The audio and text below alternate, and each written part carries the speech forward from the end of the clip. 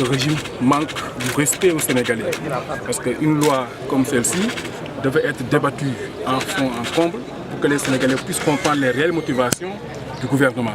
Malheureusement, ils se sont déculottés, ils n'ont pas eu le courage de débattre, ils ont voulu faire un vote sans débat et nous avions jugé utile de quitter parce que nous ne pouvons pas assister à ça. Lorsqu'un texte n'a pas de valeur, ce texte est une insulte pour la nation sénégalaise. Ce texte était non seulement truffé de fautes, mais encore une fois, n'avait aucun contenu vraiment important pour les Sénégalais.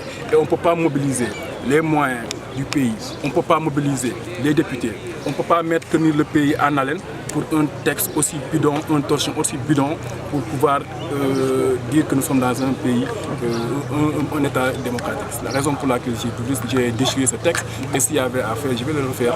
Parce que tant qu'on nous amènera ici à l'Assemblée nationale des textes bidons, on le déchirera. Écoutez, le combat continue. Ce que Macky Sall ne comprend pas, il pense qu'au-delà de 19, il n'y en a rien.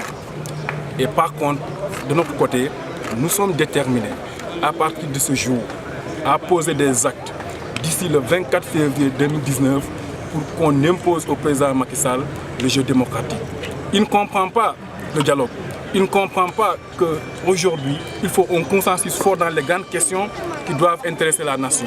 S'il pense que ce pays lui appartient, s'il pense que parce qu'il a l'armée, parce qu'il a la police, parce qu'il a la gendarmerie, qu'il peut se permettre de tout vouloir faire dans ce pays-là, il se trompe lourdement.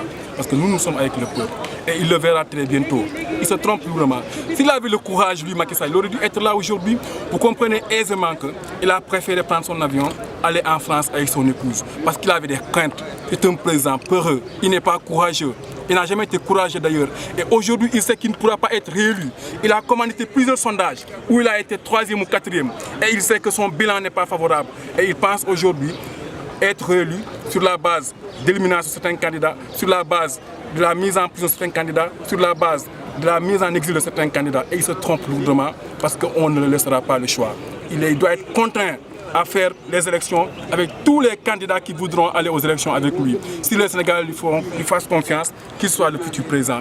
Si les Sénégalais ne lui fassent pas confiance, qu'il parte et qu'il nous laisse ce pays-là parce qu'il n'a hérité ni de son père, il n'a hérité ni de sa mère, il a juste eu le suffrage des Sénégalais en 2012 et qu'ils comprennent que les Sénégalais n'ont plus confiance en lui parce que tous les secteurs que vous prenez, aussi bien que l'éducation, la santé, tous les secteurs aujourd'hui sont en ébullition parce que ce président n'a rien fait du tout. Il pense que c'est en faisant 2 immeubles à Diamniadio qu'on pourra venir dire aux Sénégalais qu'on a travaillé.